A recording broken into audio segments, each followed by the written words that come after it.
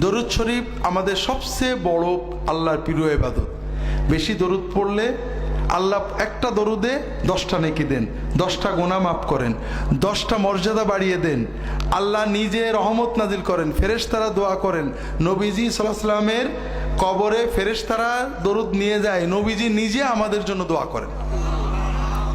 কাজেই আপনারা দরুদ শরীফ সবসময়, আমাদের সমাজে একটা মিথ্যা কথা আছে, বিনা অজুতে দরুদ পড়া যায় না। না, অজু সহ অজু ছাড়া সকল অবস্থায় দরুদ পড়া যায়। কাজের সময়ে, ব্যস্ততার সময়ে, সব সময় দরুদ এবং আল্লাহর জিকির করা যায়। আমরা আবারও একবার দরুদ পড়ি। আল্লাহুম্মা সাল্লি আলা মুহাম্মাদিন নবিয়্যিল উম্মি ওয়া আলা আলি মুহাম্মাদ কামা সাল্লাইতা আলা ইব্রাহিম ওয়া আলা আলি ইব্রাহিম ইন্নাকা হামিদুম মাজিদ। আল্লাহুম্মা বারিক আলা মুহাম্মাদিন নবিয়্যিল উম্মি ওয়া আলা আলি মুহাম্মাদ কামা বারাকতা আলা ইব্রাহিম ওয়া আলা আলি ইব্রাহিম ইন্নাকা হামিদুম মাজিদ।